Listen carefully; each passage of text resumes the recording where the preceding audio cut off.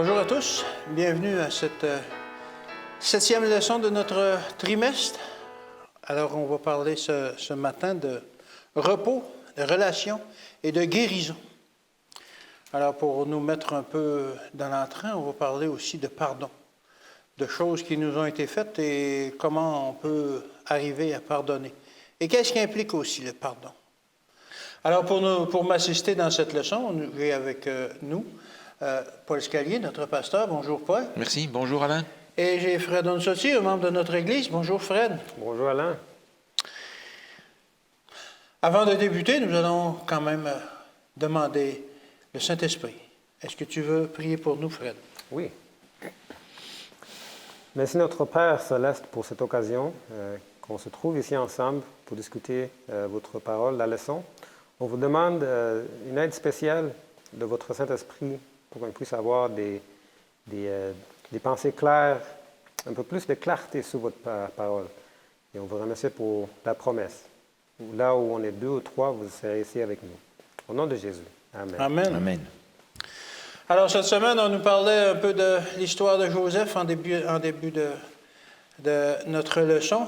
Vous savez que vous connaissez l'histoire de Joseph qui a été vendu par ses frères et qui a été apporté en Égypte comme un esclave et qui est devenu le second finalement après Pharaon.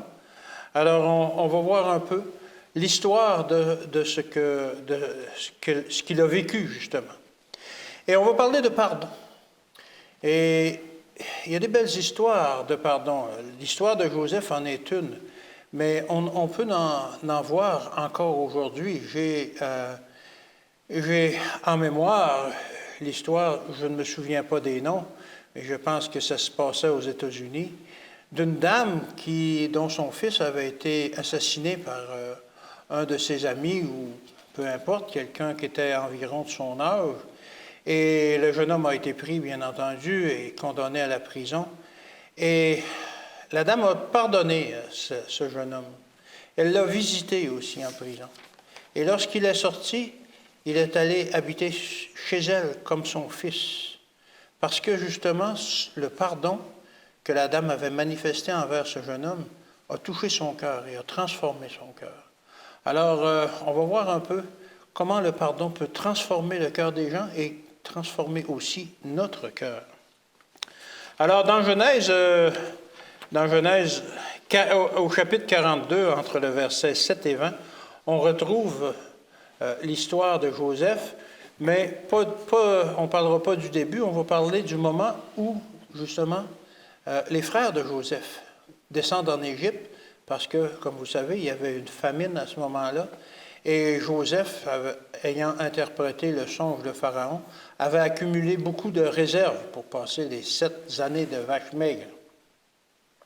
Et comme on savait qu'il y avait des vivres là, les frères de Joseph sont descendus en Égypte, justement pour acheter des vivres pour retourner dans leur pays. Et dans Genèse 42, au verset 7 à 20, on retrouve la conversation et la mise en situation que Joseph a organisée avec ses frères, avec ses 10 frères.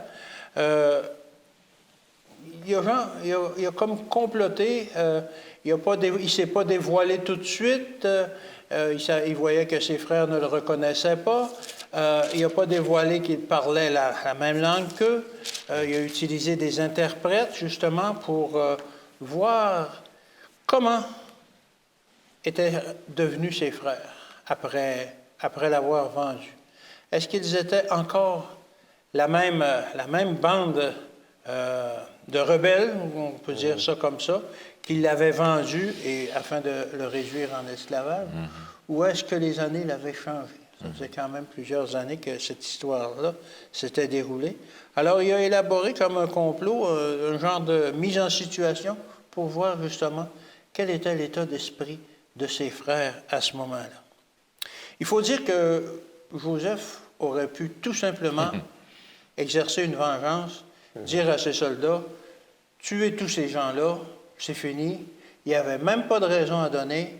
Il aurait pu supposer, dire, c'est des espions ou peu importe. C'est un peu ce discours qu'il leur a tenu aussi. Vous êtes des espions, vous êtes venus espionner dans le pays. Et il n'y aurait eu aucun compte à rendre et sa vengeance aurait été assouvie. Mais il ne recherchait pas la vengeance. Joseph se souciait des membres de la famille restés à la maison. Il manquait d'eux. Il manquait son père et il manquait son jeune frère, Benjamin. Son vrai frère. Son vrai frère, effectivement. Même père, même mère. Et il était inquiet à savoir qu'est-ce qui est arrivé de mon père. Est-ce qu'il est encore vivant? Et qu'est-ce qui est arrivé à Benjamin? Compte tenu que, justement, c'était son vrai frère et puis il y avait de la jalousie dans cette maison-là. Est-ce qu'ils ont dévolu leur jalousie sur Benjamin? Est-ce que Benjamin est devenu le souffre-douleur? Mais il s'est rendu compte que, justement, ses frères avaient changé, d'une certaine façon. Ils éprouvaient des remords. Et puis, ça a permis, justement, de continuer son processus de pardon qu'il avait résolu d'appliquer à ses frères. Mais est-ce que pardonner, ça implique que l'on doit se remettre sous le joug de la personne qui nous a fait quelque chose? Effectivement, non. Il y a beaucoup de personnes qui vont dire, si tu pardonnes à cette personne, prenons comme exemple qu'un conjoint ou une personne proche a abusé de vos enfants. Et vous voulez le pardonner. Et là, on m'a déjà posé la question, mais si ça t'arrive, est-ce que tu vas faire garder encore tes enfants par cette personne-là? Eh bien non. Tant qu'elle n'aura pas manifesté qu'elle a changé, qu'elle est maintenant digne de confiance, on ne je ferai pas garder mes enfants par cette personne-là. Le pardon n'implique pas de se remettre sous le joug d'une personne qui nous veut du mal. Le pardon est un élément qui est fait premièrement pour nous-mêmes. Lorsque l'on a de la rancœur en nous, c'est quelque chose qui nous gruge, qui nous blesse, qui va faire que ça va nous rendre la vie misérable. Vous imaginez Joseph, lorsqu'il avait été apporté en Égypte comme esclave, qu'il a été jeté en prison, et si chaque jour il s'était dit « Ah, ça c'est à cause de mes frères, si jamais je leur mets la main dessus, est-ce que Dieu aurait pu le bénir comme il l'a béni? Est-ce que Dieu aurait pu l'utiliser comme il l'a utilisé, c'est-à-dire de le mettre là en avant, justement pour préparer la venue de ses frères lorsqu'ils seraient dans le besoin? Non, je ne pense pas. Et ça ne nous donne pas le repos dont il est question dans notre trimestre. Comment avoir le repos? Oui, c'est ça, c'est la question clé de notre trimestre, oui. Le repos en Christ, effectivement. Et d'avoir cette rancœur, ce désir de vengeance, n'accorde aucun repos. C'est ça. Aucun repos. Il y a des films qui ont été faits là-dessus, je pense à un film ancien, un livre qui a été écrit, Papillon, qui a été toutes ces années au bagne, et tout ce qu'il voulait, c'était la vengeance. Tout ce qui le motivait, c'était la vengeance, etc. Et ça détruit sa vie, effectivement. Et on sait que c'est important aussi de pardonner aux gens et de voir aussi que Dieu est concerné par ce qui nous arrive. Lorsque l'on subit du mal ou lorsque l'on subit des mauvais traitements, Dieu est inquiet, Dieu est concerné par ces choses-là. On peut lire dans Matthieu 25, versets 41 à 46. Matthieu 25, 41 à 46. Ça dit ceci. « Ensuite, il dira à ceux qui seront à sa gauche, « Retirez-vous de moi, maudits, allez dans le feu éternel qui a été préparé pour le diable et pour ses anges. Car j'ai eu faim et vous ne m'avez pas donné à manger. J'ai eu soif et vous ne m'avez pas donné à boire.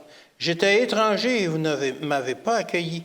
J'étais nu et vous ne m'avez pas vêtu. J'étais malade et en prison et vous ne m'avez pas rendu visite.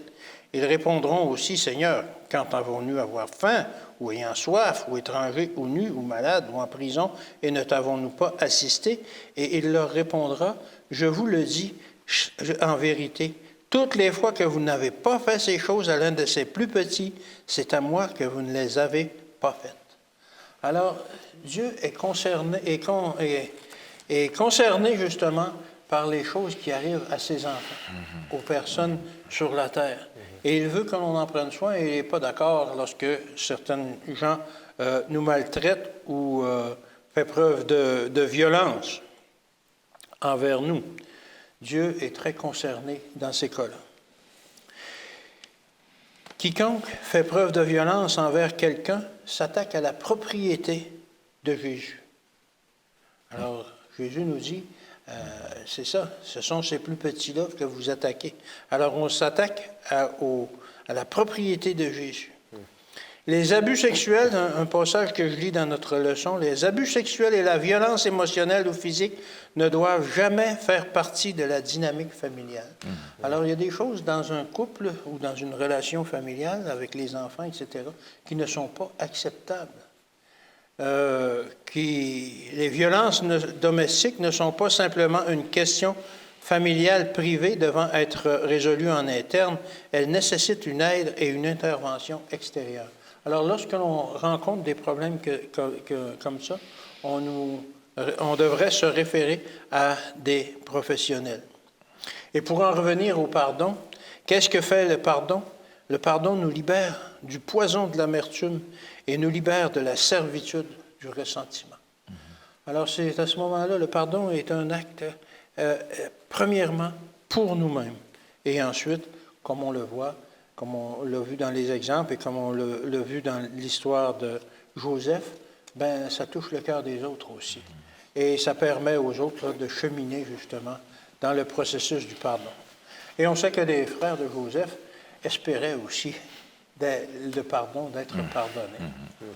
Parce que je les imagine raconter cette histoire-là à leur père, qui était un mensonge, que Joseph a été déchiré par des bêtes, etc., et que ça leur restait toute leur vie. Et leur père qui leur demandait des détails, etc., ça ne devait pas être facile. Alors, ils espéraient justement le rétablissement de cette situation-là, et ça s'est produit d'une façon dont ils n'avaient pas vu venir du tout. Dans la leçon de lundi, on nous parle de préparer le terrain. Comment est-ce qu'on peut préparer le terrain? Paul, tu as préparé quelque chose là-dessus. Ben, c'est l'histoire de Joseph encore. Encore, oui. Et on parle bien sûr de pardon et tout cela. La fin de l'histoire de Joseph est particulièrement intéressante. La rencontre avec ses frères est un véritable roman par feuilleton, qui termine avec cette phrase au chapitre 45 où Joseph dit « Mais vous n'avez pas besoin de vous soucier, c'est Dieu qui m'a fait venir ici. » C'est ça, oui. Et qui exprime la profondeur du pardon que Joseph accorde et la largeur de sa vision. Parce qu'il ne voit plus derrière ce qui lui est arrivé les mauvais traitements de ses frères. Il y voit le plan de Dieu.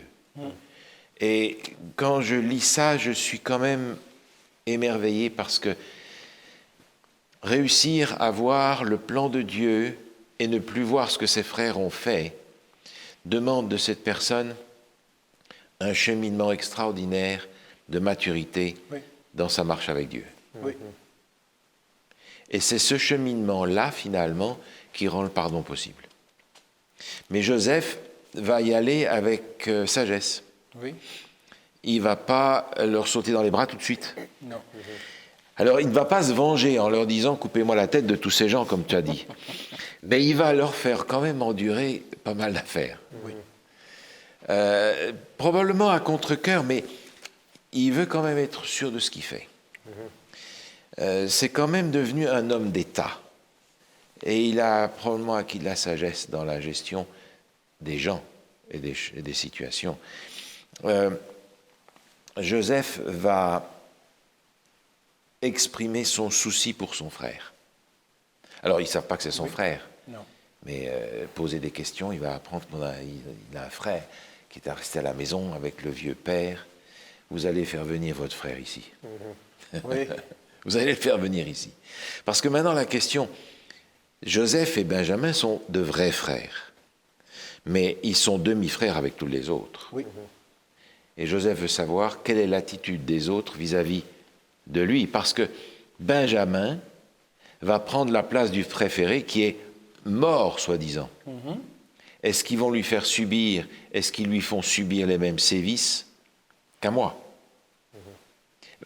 Joseph est concerné par son frère avec qui il a un lien très fort. Vous allez le faire venir ici. Non, non, c'est pas possible. Ouais. Alors vous allez aller à la prison. Tout le monde en prison pendant 3 jours. Et je ne sais pas comment c'était les prisons en Égypte, mais je pense que c'était pas avec le câble Internet et tout. Hein. Non, non. Et puis finalement, il va réussir à leur faire traverser une véritable épreuve. Mais au milieu de cette épreuve, il y a quelque chose qui est extraordinaire et remarquable. C'est ce qu'on a au chapitre 42. Quand ils voient la sévérité de Joseph, ce qui leur tombe dessus, des années après, et c'est entre 15 et 20 ans plus tard, Oui. ils pensent tout de suite que ce qu'ils vivent est la conséquence de ce qu'ils ont fait. Et ils vont le dire, c'est au chapitre 42, au verset 18. Non, c'est un peu plus loin, au verset 21. Ils se dirent alors l'un à l'autre, « Oui, nous avons été coupables envers notre frère, car nous avons vu l'angoisse de son âme lorsqu'il nous demandait grâce, et nous ne l'avons point écouté. C'est pour cela que cette affliction nous arrive. » Ruben continue, il disait, « Je vous avais bien dit de ne pas faire ceci, de faire ça. » Mais ce qu'il y a, c'est qu'ils ne sont pas conscients que Joseph entend ce qu'il raconte et nous dit il est parti pleurer dans une chambre parce que c'était trop pour lui. Oui. Il a préparé le terrain, mais là, il a entendu ce qu'il avait besoin d'entendre. Ces gens ont reconnu qu'ils portent une culpabilité qu'il va falloir résoudre. Ils la portent encore. Et ils sont conscients que Dieu est en train de leur faire payer de toutes sortes de manières les fautes qu'ils ont commises. Il y a dans le texte quelque chose d'intéressant, je trouve, c'est que ils vont envoyer les frères, et puis Joseph va encore tendre un piège, le piège de la coupe. C'est ça. N'est-ce pas? Piège de la coupe. Et dans ce piège-là, ça va tomber sur Benjamin, qui va être mis en prison, etc. Et il y en a un qui se propose de prendre sa place. Et là, il y a quelque chose d'intéressant, parce que celui qui veut prendre sa place, c'est Judas. Et Judas, on l'apprend au chapitre 37, c'est celui qui précisément a dit « Ah, voilà des marchands, vendons-le ». C'est lui qui a dit ça. Et c'est lui qui a été à l'origine du fait que Joseph a été vendu à ses étrangers et qu'il est parti en Égypte. Et c'est lui qui, spontanément, va dire « Non, non, touche pas Joseph. Moi, je vais à sa place. » Vous imaginez ce que ça a fait dans la pensée dans le cœur de Joseph. Dire « Waouh, c'est lui qui m'a vendu. Maintenant, c'est lui qui sauve mon frère. » Là, il y avait un grand chemin qui a été accompli, un immense chemin qui a été accompli.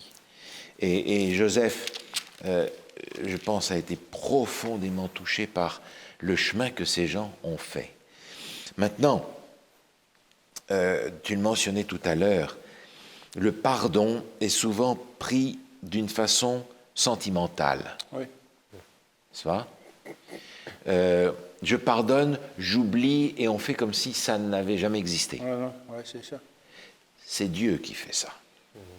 C'est Dieu qui fait ça. On l'apprend dans le livre de Michée. Il va jeter nos péchés au fond de la mer, il ne s'en souvient plus. Ça, c'est la grâce de Dieu. Mais on est entre humains, et il y a cette sagesse à avoir que Jésus avait. Vous vous souvenez, Jésus a dit dans le Sermon sur la montagne, c'est dans Matthieu chapitre 5 au verset 39, « Si quelqu'un te frappe sur la joue droite, Présente-lui la gauche. présente-lui la gauche. » Mais quand dans son jugement on va frapper Jésus, est-ce qu'il va faire ça?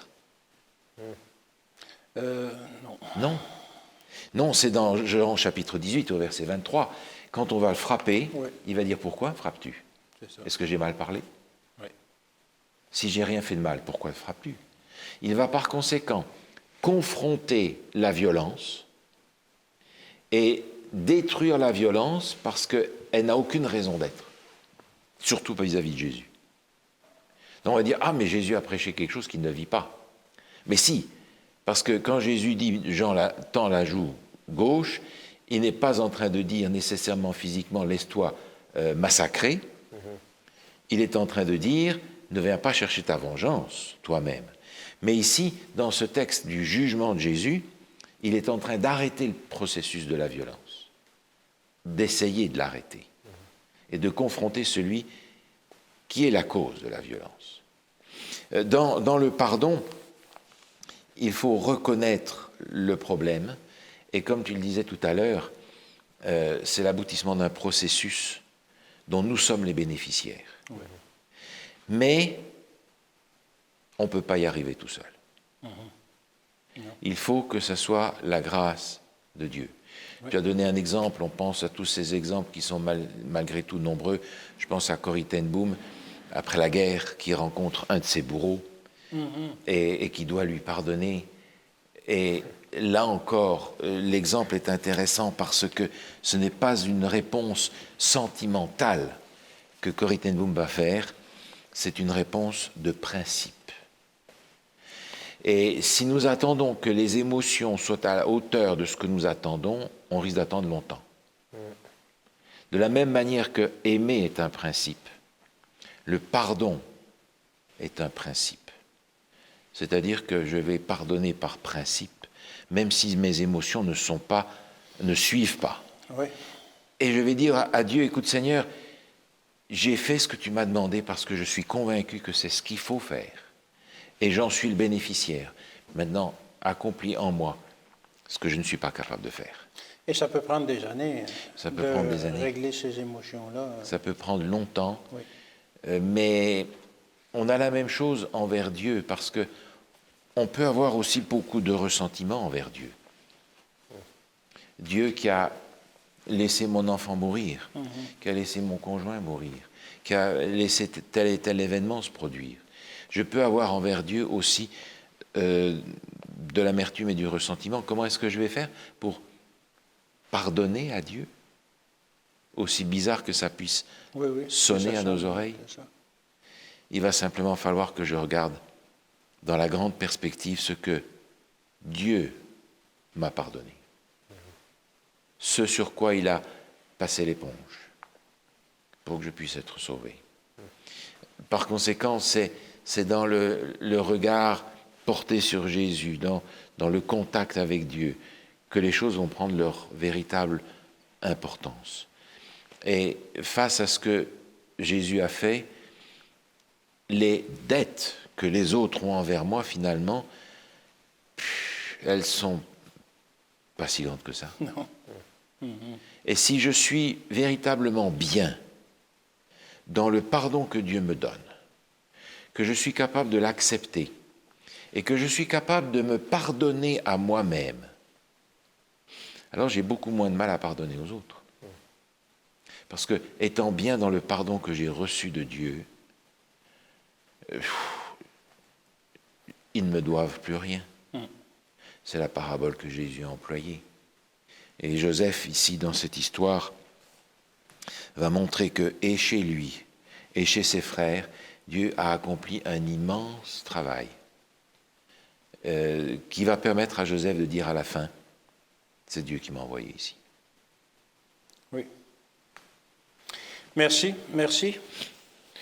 Dans la leçon de mardi, on parlait justement de pardonner et oublier. On a abordé un peu ce sujet-là tout à l'heure, mais Fred, est-ce que tu peux élaborer un peu plus là-dessus?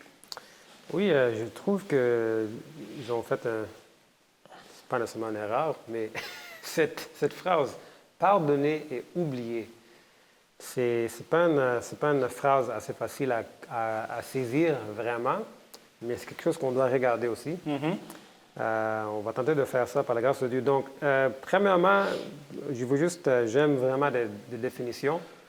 J'aime bien la définition qu'il nous a donnée dans la leçon. On définit le pardon comme la volonté d'abandonner ses droits à la rancune, la condamnation de quelqu'un ou un groupe de gens et la vengeance. Donc, encore ça, c'est un choix qu'on prend soit pour pardonner quelqu'un ou à un groupe de personnes. C'est intéressant ici, on vient de parler de Corrie ten Boom.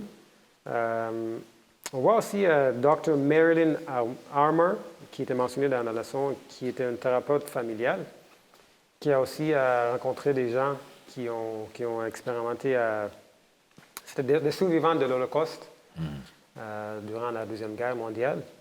Et elle a parlé avec ces gens-là et elle voulait savoir comment ils avaient donné un sens à leur expériment, à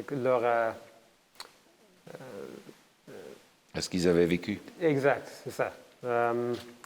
Et elle a sorti l'idée que l'idée même du pardon est un acte intentionnel de la victime. Donc la personne qui a subi ces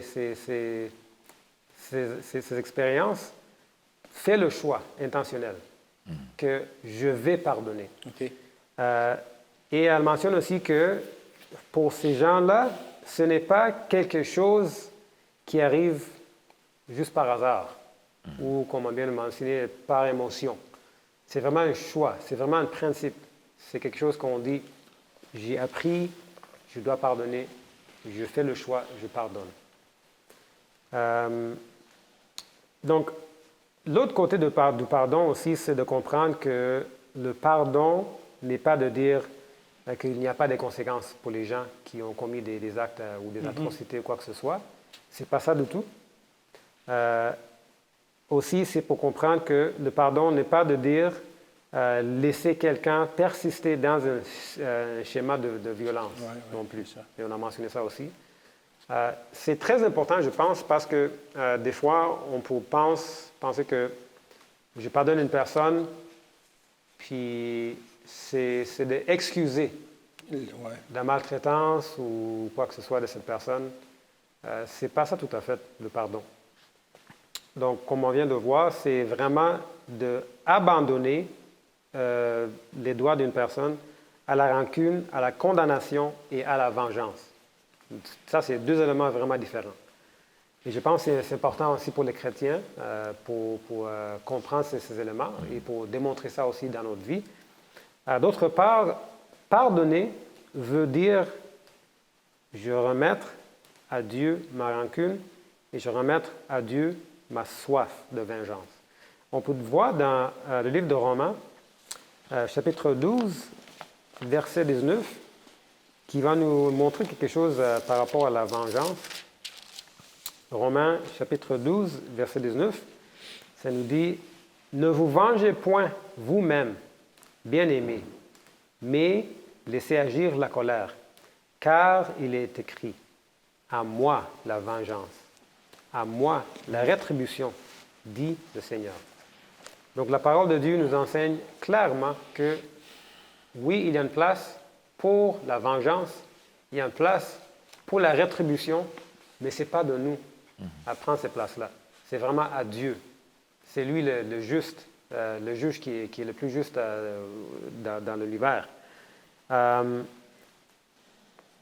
le contexte de cette leçon aussi, je crois que c'est important de voir pourquoi on parle du pardon ou de rancune, vengeance, tout ça.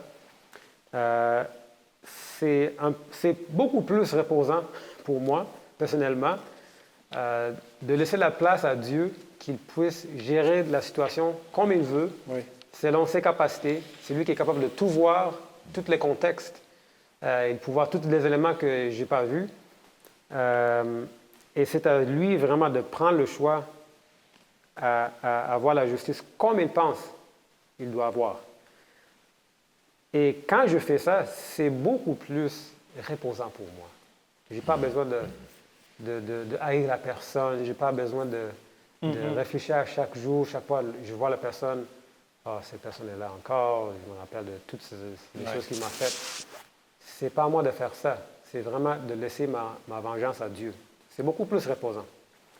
Je pense que c'est aussi important de comprendre aussi que dans le contexte du pardon que Dieu nous offre, par rapport à le pardon qu'on donne aux autres personnes, c'est que chaque péché qu'on commet, soit contre moi-même ou contre les autres personnes, c'est vraiment un péché contre Dieu. OK? Ça, c'est le premier point. Et ayant compris ça, ça veut dire que c'est Dieu qui doit vraiment nous donner le pardon. Donc, il nous offre un pardon. Et c'est à nous de nous approprier cette pardon qu'il nous offre. Et en Jésus, heureusement, nous avons le pardon total pour tout péché. Et encore, ce n'est pas parce que nous sommes beaucoup mieux que les autres personnes ou nous avons la mérite pour ce pardon, nécessairement. Nous n'avons pas de mérite. On sait bien, il n'y a personne qui est juste ici sur la terre. Et ce pardon que Dieu nous donne, c'est un cadeau. C'est un cadeau du ciel qui est gratuit. Et quand nous saisissons cette vérité, nous nous approprions et l'expérimentons, nous pouvons aussi commencer à lâcher prise des situations, des circonstances qui nous amènent la rancune et cette soif de vengeance. Et on peut aussi pardonner les autres parce que nous avons apprécié, nous avons reçu le pardon que Jésus nous offre. C'est la seule façon efficace. Cette expérience ne vient pas, comme on a dit, par émotion ou par sentiment, mais ça devient quelque chose qui arrive par la choix.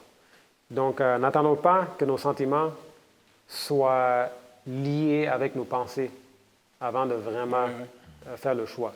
Il faut avancer selon un principe. Pardonner auparavant.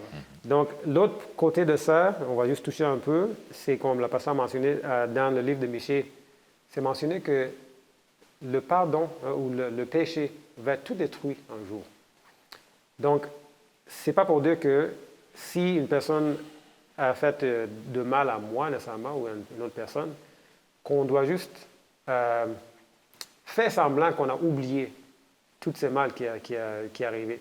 On doit pardonner selon le principe, mais on doit être sage aussi, comme on a vu dans l'histoire de Joseph. Il faut être sage et il faut agir selon la situation ou les circonstances qu'on se trouve avec une telle personne ou des circonstances comme ça. On doit vraiment être sage dans ces situations. Il ne faut pas juste oublier qu'il y avait quelque chose qui est arrivé. On doit agir sagement et on doit aussi pardonner. Et c'est par la grâce de Dieu qu'on peut faire tout cela. Pour pardonner, je dois avouer que j'ai été blessé. Oui. Parlons concrètement. C'est beaucoup plus facile à dire qu'à faire. Absolument, oui. C'est beaucoup plus facile à dire qu'à faire. Parce que on a du mal à abandonner ce que nous considérons être un droit. Parce que c'est renoncer à quelque chose qui pour nous est juste. Et ce n'est pas évident de laisser la justice accomplir à notre égard par quelqu'un d'autre, savoir Dieu. Ce n'est pas évident. Je pense à l'exemple de Jésus qui est mentionné dans notre leçon. Dans Luc 23, Jésus va dire sur la croix, « Père, pardonne-leur. » Et il va donner une raison. Oui. Car ils ne savent pas ce qu'ils font. Quand je lis ça, je suis profondément touché parce que ce que Jésus dit est énorme mais n'est pas juste. Parce que Jésus savait très bien que ces gens savaient ce qu'ils font. Il le leur a dit. C'est dans Jean chapitre 9 et au verset 41. Jean chapitre 9, au verset 40 par exemple, il est dit, quelques pharisiens qui étaient avec lui, ayant entendu ces paroles, lui dirent, nous aussi, sommes-nous aveugles? Jésus leur répondit, si vous étiez aveugles, vous n'auriez pas de péché. Mais maintenant vous dites, nous voyons. C'est pour cela que votre péché subsiste.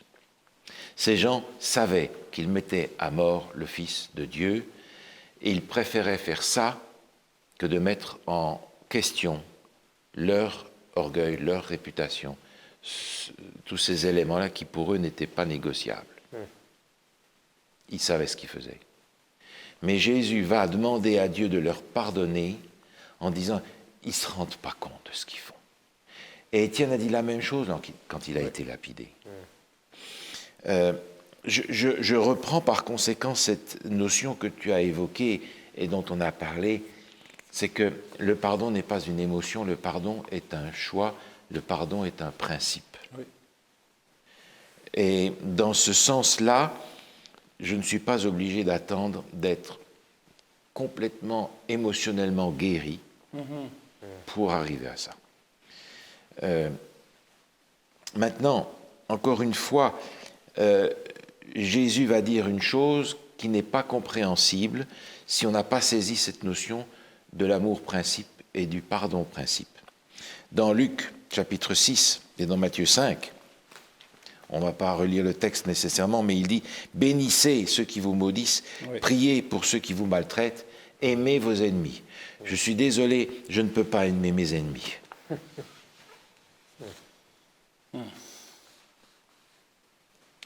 Ça ne peut être que compréhensible que dans la mesure où je pars dans cette notion de principe. N'est-ce pas? Oui. On parlait de la guerre, on pourrait parler de choses plus récentes, mais pour reprendre ces exemples-là, demander à un juif de pardonner aux Allemands, c'est quand même difficile. Hein? Ouais. Et on peut prendre des exemples contemporains. C'est pas simple parce que la souffrance est là. Et la souffrance est profonde parce qu'elle ne nous touche pas nous seulement, mais elle touche ceux qui nous sont proches, qui nous sont chers. Par conséquent, j'ai besoin de demander à Dieu d'installer en moi cette notion profonde qui met de côté les émotions, les sentiments et qui établit le choix, oui. Le principe du pardon et de l'amour. Sans ça, je n'arrive pas à avancer. Pratiquement, il y a aussi cette dimension qui nous invite à remettre les choses dans un grand panorama. Et il y a une citation d'Ellen White qui est dans notre leçon à la fin et qui, pour moi, est depuis toujours un coup de massue sur la tête. Dieu ne conduit jamais ses enfants autrement que eux-mêmes accepteraient d'être conduits s'ils pouvaient voir la fin dès le commencement. Ce qui veut dire que toutes les catastrophes qui m'arrivent, que le Seigneur permet qui m'arrivent, si grandes soient-elles, j'aurais choisi qu'elles arrivent si je pouvais voir avec le regard de Dieu. Et vous vous rendez compte de ce que ça veut dire? Reprenez tous les malheurs de votre vie, reprenez les catastrophes dont nous ne sommes toujours pas guéris, et on dit, j'aurais choisi ça quand même si je savais. C'est une façon par laquelle Ellen White nous dit, nous n'avons pas d'autre choix que de faire confiance entièrement à Dieu. Et c'est peut-être le moyen pour nous de ne pas en vouloir à Dieu, d'avoir laissé telle personne nous faire ce mal-là. Comme Joseph, de n'en vouloir ni à Dieu ni à ses frères. Joseph ne pouvait pas voir la fin de l'histoire dès le commencement. Nous le voyons parce qu'on a lu l'histoire. Mais lui, il l'a vécu Oui. de tout le dos long, sans connaître la fin, nous ne connaissons pas non plus la fin.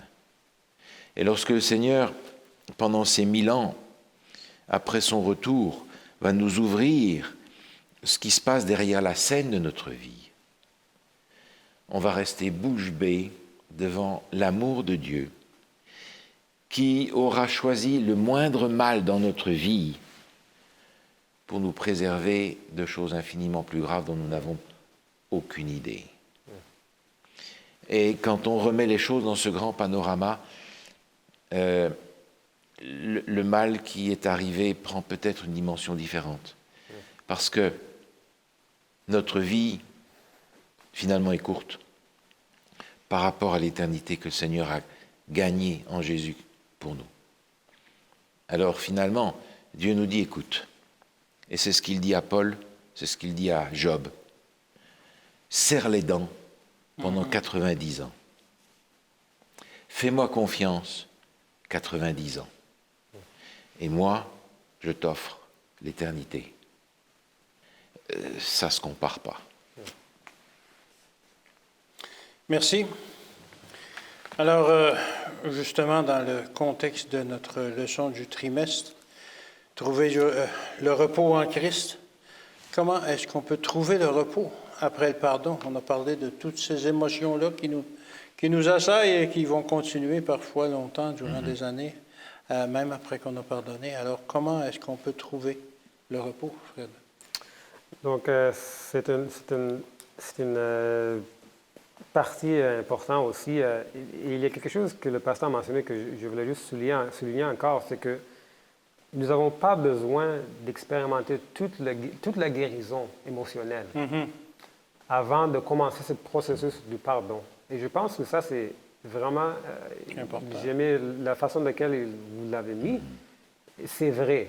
Parce que des fois, on attend pour avoir, pas nécessairement les émotions, mais on attend même voir clairement que oui, j'expérimente maintenant la guérison.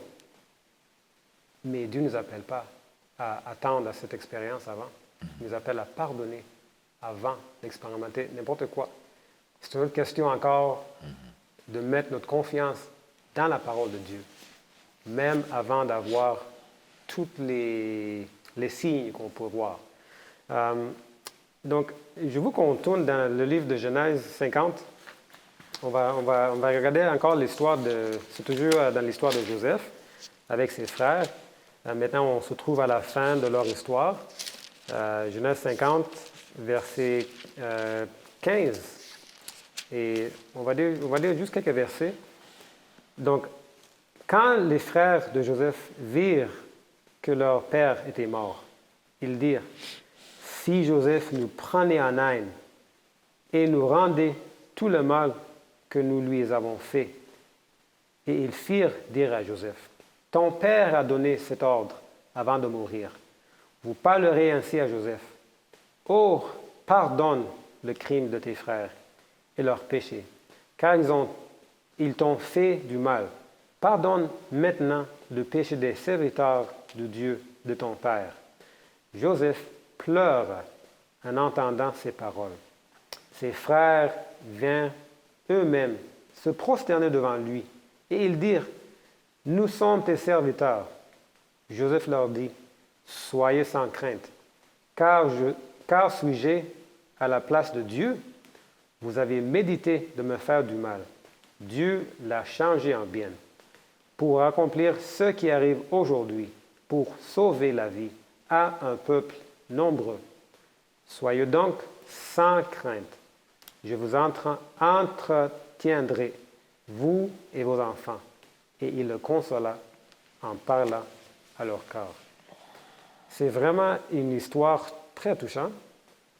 Dans le verset 15, on voit que les frères de Joseph ne s'étaient pas approprié le pardon de leurs péchés contre leurs frères. On sait bien dans l'histoire que Joseph les avait déjà pardonnés. Ça fait quelques années. C'est bien mentionné peut-être à peu près, c'est 17 ans à peu près après leur rencontre ensemble. Après, le pardon a été offert à eux. Mais même après 17 ans qu'ils ont eu une véritable démonstration de ce pardon que leur frère l'avait donné, ils n'avaient même pas encore... Ils doutaient encore de cette pardon. Ça veut dire peut-être qu'ils avaient un esprit de méfiance qui était la conséquence, on peut dire aussi, naturelle. Après plusieurs années d'avoir caché leur péché contre Joseph. Ça peut être une des éléments de conséquences naturelles qu'ils ont eues. Ils se méfiaient de Joseph, avec bonne raison. Pas nécessairement la bonne raison, mais il avait raison pour se méfier à cause de leur péché. Versets 19 et 21 nous démontre que Joseph, par contre, a laissé la place à Dieu pour la vengeance et la rétribution. Oui. C'est quand même quelque chose d'intéressant parce que, comme on a mentionné au début, Joseph pouvait juste donner un ordre sans faute, sans avoir besoin de donner une raison, et la vie de ces hommes pourrait être à la fin. Mais sa réponse, on voit dans verset 21, « Soyez donc sans crainte, je vous entretiendrai, vous et vos enfants. » Et il les consola en parlant à leur corps. C'est vraiment quelque chose. Joseph démontre qu'il avait beaucoup de sympathie pour eux, mais ça démontre aussi que Joseph était quelqu'un qui avait le repos. Il avait le repos après le pardon. Il avait fait le choix de pardonner ses frères d'une vraie atrocité qu'il avait commis. Il avait fait le choix de les pardonner, même s'il avait peut-être, après ces années, peut-être une guérison qui manquait un peu, mais il avait fait le choix. Et on voit qu'il était en repos. Quelqu'un qui n'est pas en repos n'est pas capable de répondre dans cette façon. Oui. C'est clair. Et si je réfléchis à ma vie aussi, je peux voir aussi que ce n'est pas facile. Je me trouve dans des situations des fois et je ne sais pas si je suis capable de répondre de cette façon. Mais, comme on a mentionné, c'est quelqu'un qui avait aussi eu un cheminement avec Dieu, spirituel, qui était franche avec Dieu de tous ses soucis, de tous ses problèmes. Ce n'est pas toujours possible ou sage, des fois aussi, de restaurer des relations, mais ce n'est pas pour dire que nous ne pouvons pas pardonner non plus. Je pense que ça, c'est un point très important. On doit, des fois, s'éloigner ou couper certaines relations à cause des circonstances qui sont abusives ou quoi que ce soit. J'utilise le mot abusif juste pour expliquer des circonstances en général. Mais s'éloigner d'une relation, c'est une chose, et pardonner, c'est aussi une autre chose. Oui. Donc, c'est deux éléments vraiment différents à part. Mais ce n'est pas parce qu'on s'est éloigné d'une personne qu'on ne peut pas pardonner cette personne aussi, non plus. Mais nous pouvons exprimer notre pardon envers des autres, et c'était suggéré dans la leçon aussi, par voix ou par écrit. Je dis aussi dans nos jours, par lettre, par courriel, par texto. Des moyens sont beaucoup. Après cela, la guérison commence. Quand nous laissions, en termes pratiques, la colère, la vengeance, la rancune à la place de paix.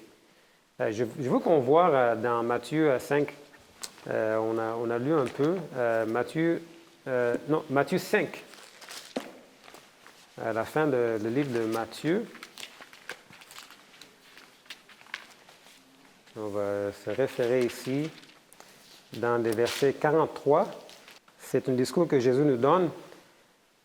Vous avez appris qu'il a été dit, tu aimeras ton prochain et tu haïras ton ennemi. Mais moi, je vous dis, aimez vos ennemis, bénissez ceux qui vous maudissent, faites du bien à ceux qui vous haïssent et priez pour ceux qui vous maltraitent et qui vous persécutent, afin que vous soyez fils de votre Père. qui est dans les cieux, car il fait lever son soleil sur les méchants et sur les bons, et il fait pleuvoir sur les justes et sur les injustes. Si vous aimez ceux qui vous aiment, quelle récompense méritez-vous? Les publicains aussi n'agissent-ils pas de même? Et si vous saluez seulement vos frères, que faites-vous extraordinaire? Les païens aussi n'agissent-ils pas de même? Soyez donc parfaits, comme votre Père céleste est parfait. C'est un appel assez grand, assez haut, pas facile à arriver. C'est même pas juste pas facile, c'est pratiquement impossible d'arriver à cet appel si on le fait par nous-mêmes. Exact. Dieu nous appelle de s'abandonner dans ses mains pour qu'on puisse être capable vraiment d'aimer les autres qui nous ont fait mal. Pas parce que nous sommes plus forts qu'eux ou nous avons toute la sagesse. Oui, on peut avoir des ressources, on peut mettre on peut encadrer notre relation comme il faut, mais ce n'est pas ça qui amène le pardon. C'est vraiment l'amour de Dieu en nous qui va plus loin que juste pardonner. Quand le temps est bon, on peut aussi démontrer l'amour de Dieu dans une façon qui est beaucoup plus pratique pour cette personne aussi. Peut-être nous souffrirons encore un peu ou beaucoup au début quand on fait le choix de pardonner cette personne, mais en s'appropriant des promesses de Dieu, nous serons sur la voie de la guérison et le repos. Merci, Fred. Effectivement, c'est important de bien comprendre le processus du pardon. Le processus du pardon qui est un acte volontaire, qui est un acte que nous voulons accomplir. Et l'implication de ça, ce n'est pas qu'on oublie ce qui est arrivé, que l'on nie ce qui est arrivé ou que l'on accepte ce que l'autre a fait contre nous. Ce n'est pas ça la question. Le pardon est un acte volontaire qui entame en nous un processus de guérison, qui peut durer encore très longtemps selon le mal qui nous a été fait, mais je vous invite à mettre votre confiance en Dieu, justement, et si vous avez été blessé, de commencer ce processus du pardon et de guérison, justement, pour rendre gloire à Dieu et pour notre bien personnel. Alors, je te remercie, Fred, pour avoir participé à cette leçon. Bienvenue, merci. Merci, pasteur, aussi, d'avoir participé à cette leçon. Merci. Est-ce que tu voudrais prier pour nous en terminant? Oui. Notre Dieu, notre Père, en ouvrant ta parole, nous reconnaissons que tu nous as donné l'exemple suprême du pardon et de la guérison. Nous voulons te remercier pour l'exemple de Jésus. Et nous te prions qu'il reste toujours devant nos yeux comme l'objectif à atteindre. Mais nous sentons notre impuissance, notre incapacité. Et nous te prions, Seigneur, de nous donner ton esprit, de demeurer en nous, d'habiter en nous, pour que tu puisses accomplir ce que nous ne sommes pas capables d'accomplir par nous-mêmes. Garde devant nos yeux cet exemple suprême de ton amour, pour que nous puissions aussi le donner et le partager autour de nous. Seigneur, nous avons besoin de toi. Viens dans nos cœurs au nom de Jésus. Amen. Amen. Alors, merci à tous qui avaient assisté à cette leçon, là où vous êtes. On vous souhaite une bonne semaine et que Dieu vous bénisse.